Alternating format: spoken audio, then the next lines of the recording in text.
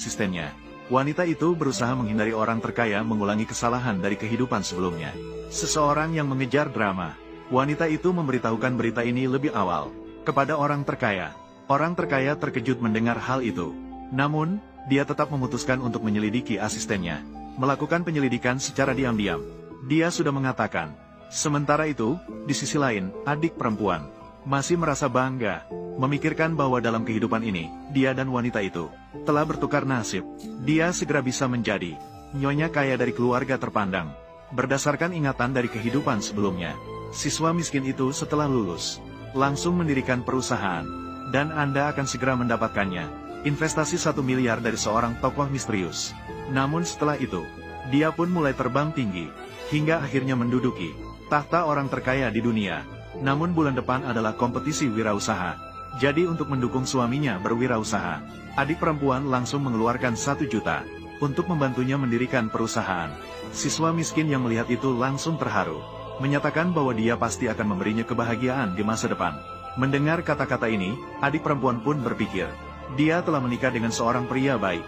Wanita mengejar rumah, tanpa disadari, orang itu adalah seorang pria tak berguna yang hanya menumpang hidup. Jika di kehidupan sebelumnya tidak bergantung pada bantuan wanita itu, siswa miskin itu sudah mati karena ditagih utang.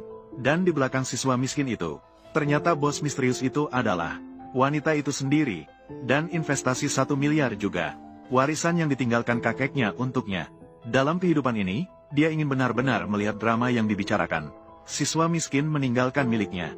Bantuan sebenarnya bisa menjadi seperti apa, kata dia.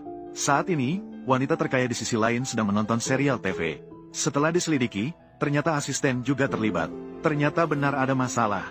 Kemudian dia mengundang wanita itu untuk membantunya memainkan sebuah drama. Keesokan harinya, berita tentang kecelakaan orang terkaya segera muncul di berita. Wanita itu melihat tubuh orang terkaya. Dia menangis terisak-isak. Asistennya juga ada di sana, mengamati segalanya dengan diam. Di sisi lain, adik perempuan dan siswa miskin juga mengetahui berita tentang kecelakaan orang terkaya. Kemudian adik perempuan teringat tentang wanita itu. Hari-hari menyedihkan akan segera datang. Dia tidak bisa menahan diri untuk merasa senang.